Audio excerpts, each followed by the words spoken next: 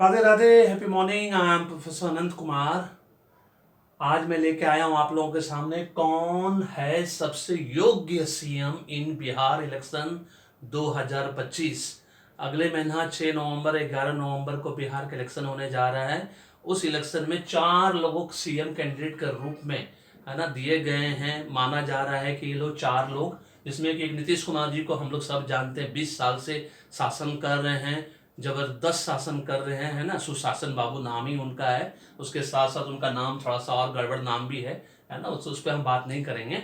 उसके बाद तेजस्वी यादव, टीवाई मतलब तेजस्वी यादव होता है, पीके मतलब प्रशांत किशोर, और सीपी मतलब चिराग पासवान। ये 4 लोग सीएम कैंडिडेट के रूप में हैं, है ना। देखना है कि इन चारों में से कौन सबसे योग्य सीएम के रूप में 10 फैक्टर पर मैं आपको बताऊंगा, 10 फैक्टर्स पे। सबसे पहला फैक्टर है neat and clean image as a CM candidate. एकदम बिना समय गवाए मैं एकदम सिंपल सिंपल आपको बता दूं कि neat and clean image as a CM candidate जो है नीतीश कुमार जी का सुपर डुपर एक्सेलेंट है एकदम, है ना। Tejashwi Yadav not applicable, neutral ले लीजिए। नॉट अप्लीकेबल मतलब न्यूट्रल हो गया।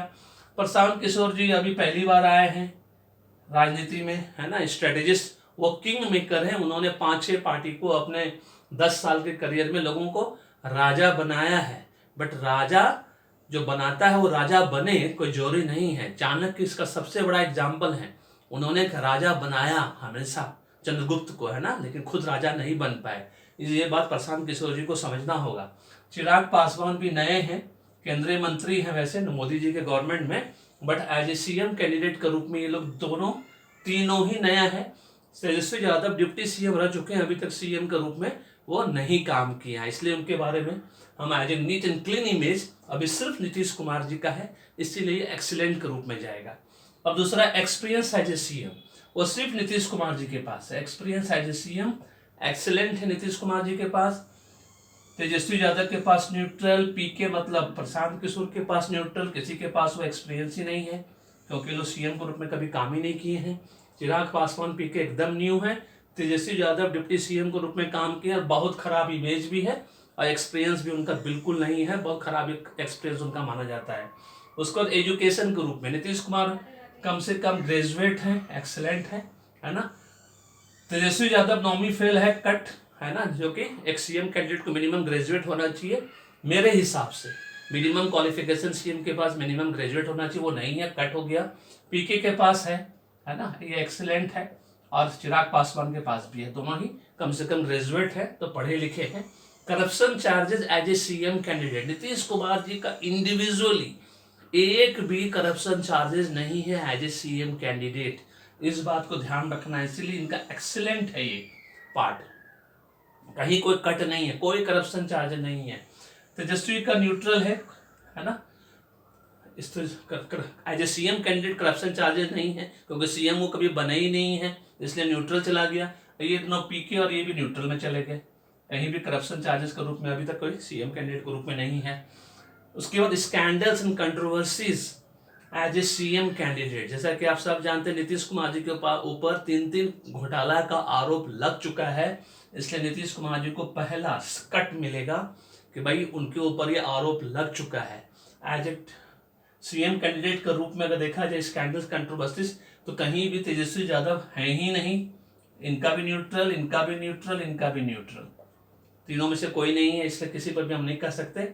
Vision and mission as a CM candidate, CM candidate के रूप में जो तेजस्वी यादव को आरजेडी का देखा जा रहा है, पीके प्रशांत किशोर इंडिविजुअल जन स्वराज पार्टी का देखा जा रहा है, चिराग पासवान बीजेपी की तरफ से सीएम कैंडिडेट बन सकते हैं, और नीतीश कुमार जी जैसा कि हम जानते हैं जेडीयू की तरफ से सीएम कैंडिडेट ऑलरेडी 20 साल से हैं और ये प्रूव कर चुके हैं। इनको प्रूव करने की जरूरत नहीं है, इन तीनों को प्रूव करना है। तेजस्वी को, पीके को, सीपी को तीनों को प्रूव करना है, नीतीश कुमार जी को प्रूव नहीं करना है। तो विजन और मिशन जो है नीतीश कुमार जी का सुपर डुपर एक्सेलेंट है। तेजस्वी के पास कोई विजन मिशन नहीं है, झूठे वादे करके 3 करोड़ परिवार को नौकरी देके, गवर्नमेंट नौकरी उनका बाप दादा लकड़दादा छरदादा कोई नहीं दे सकता, है ना। पूरे इंडिया में 4 करोड़ ही गवर्नमेंट जॉब है और उसमें वो वादा कर रहे हैं तेजस्वी यादव की वो 3 करोड़ परिवार को बिहार में गवर्नमेंट जॉब देंगे, कहाँ से देंगे, है ना, फैक्ट्स चेक करके देख लीजिए तो समझ में आ जाएगा कि इस तरह का वादा करके उनको मालूम है कि चुनाव जीतने के बाद वादा पूरा तो करना है नहीं, जैसा कि नेता लोग करते हैं। तो बस खाली वादा कर दो, बेवकूफ़ बना कर सीट्स ले लो, वोटर को ठग लो, उसके बाद कुछ भी कर सकते हैं, है ना। तो ये एकदम उनका vision mission as a CM candidate एकदम बकवास से कट है, कोई नहीं है। इन लोगों का न्यूट्रल है, इन लोगों का विजन मिशन अभी कुछ नहीं है, ये लोग एकदम न्यू है। इसलिए कंपटीशन एक्चुअली देखा जाए तो नीतीश कुमार और सिर्फ तेजस्वी के बीच में है, पीके और सीपी मतलब प्रशांत किशोर और चिराग पासवान कहीं भी कंपटीशन में कहीं भी नहीं है।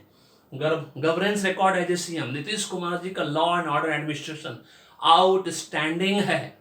जंगल राज को खत्म करने का पूरा श्रेय नीतीश कुमार जी को, सुशासन बाबू उनको कहा जाता है, वो एक्सीलेंट है।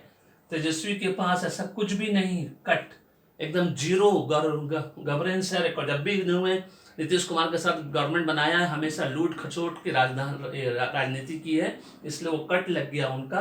प्रशांत किशोर और सीपी का एकदम न्यूट्रल, कुछ नहीं है इनके पास अभी आज की डेट में, इसलिए इनको हम कंसिडर नहीं करेंगे। Development record as a CM Nitish Kumar ji का आउटस्टैंडिंग डेवलपमेंट है। आज 80% बिहार के गांव में, शहर में, जहां भी आप जाइए आपको रोड मिलेगा, इलेक्ट्रिसिटी मिलेगा, पानी मिलेगा, लॉ एंड ऑर्डर मिलेगा। आज भी हम अपने गांव से शहर जो जाते हैं रात को 12 बजे 1 बजे निष्फिक्र होकर जाते हैं। एक स्थिति 2000 में नहीं थी, नीतीश कुमार जी के आने के बाद ये सब संभव हुआ है। इसीलिए डेवलपमेंट रिकॉर्ड नीतीश कुमार जी का एक्सीलेंट है, तेजस्वी यादव का कुछ नहीं है। एज ए डिप्टी सीएम जब भी वो नीतीश कुमार के साथ गवर्नमेंट फॉर्म के खाली लोगों को लूटना ठगना बेवकूफ बनाना उनका बात जारी रहा, इसलिए वो सब बकवास, वो किसी भी कीमत पे सीएम कैंडिडेट के रूप में नहीं है ना। अब आता है female voters and youth voters, ये दोनों गेम चेंजर है हमारे बिहार में इस बार। फीमेल वोटर्स शुरू से बिहार में गेम चेंजर है। नीतीश कुमार जी 2016 में जब से उन्होंने दारूबंदी करवाया है उसके बाद से नीतीश कुमार को हराना नेक्स्ट टू इम्पॉसिबल हो चुका है, क्योंकि फीमेल वोटर्स का आशीर्वाद इतना ज़्यादा है उनके ऊपर कि उनको हराना आज की डेट में नेक्स्ट टू इम्पॉसिबल है। फीमेल वोटर्स का सारा वोट नीतीश कुमार जी को मिलेगा, इस भी जान लीजिए आप, वो किसी पार्टी किसी के पास नहीं जाने वाले हैं। फीमेल वोटर को पूरा विश्वास है कि ये लोग में से कोई, तीनों में से कोई भी आ गया दारू फिर से शुरू हो जाएगा।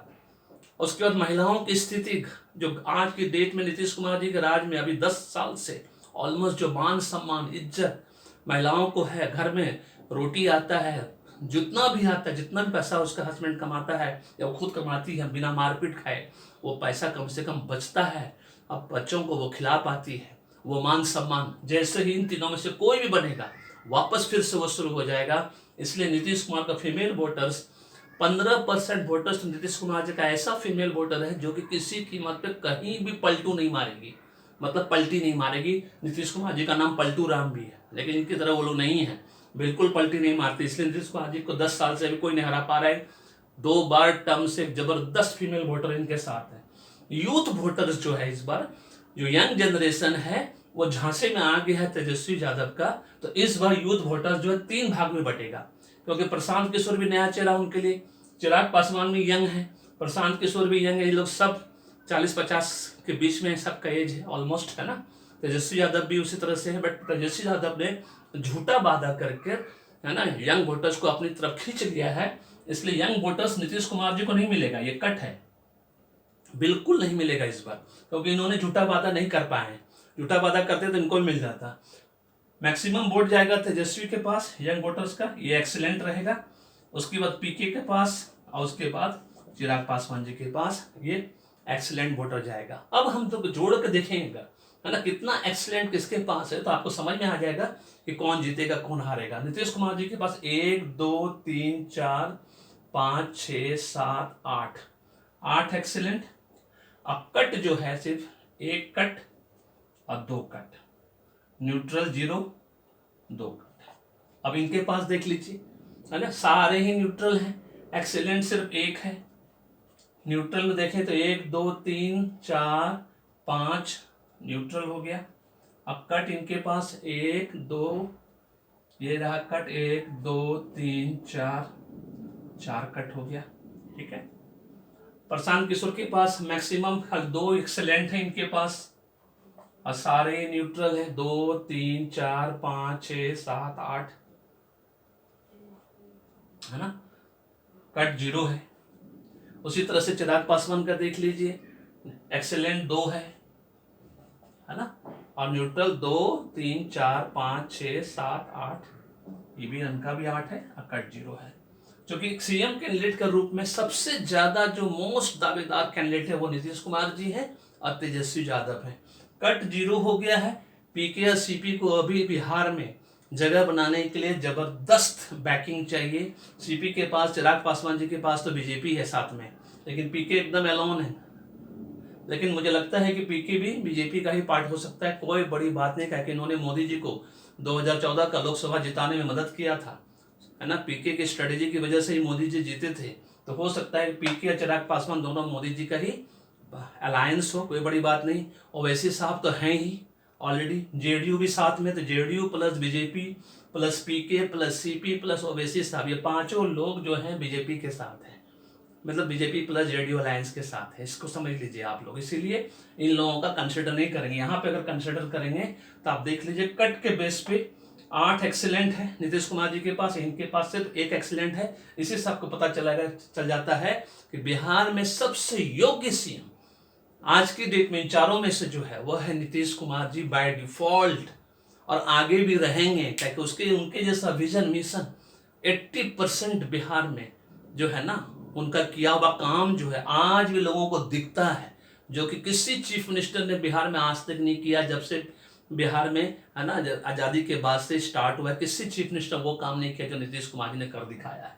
तो this is all about this. अगर वीडियो पसंद आया लाइक करिए, शेयर करिए, चैनल को सब्सक्राइब करके रखिए, और वीडियो बेल आइकन दबा कर रखिए। फीडबैक देके जरूर बताइएगा आपको मेरी बात सही लगी या नहीं लगी, या आपके हिसाब से कौन बनेगा, वो भी आप अपने कमेंट बॉक्स में फीडबैक के रूप में, मतलब कमेंट या कॉम्प्लीमेंट के रूप में बता सकता है। अभी आपको हम बिहार के ऊपर कम से कम 10 वीडियो बना कर देंगे, डिस्ट्रिक्ट वाइज भी बता कर देंगे, मतलब जिला वाइज कौन कौन सी पार्टी जीत सकती है, वो भी शॉर्ट्स के माध्यम से मैं दूंगा। लॉन्ग वीडियो अभी आपको सिर्फ 1 नवंबर को मिलेगा कि कौन जीतेगा बिहार के इलेक्शन, वो 1 नवंबर को मैं बताऊंगा। उसके बाद इसके बीच में शॉर्ट्स के माध्यम से आप लोग को छोटे छोटे वीडियो बना के 3 मिनट का आप लोग को देंगे। Thank you so much, may God bless you, the happy beginning.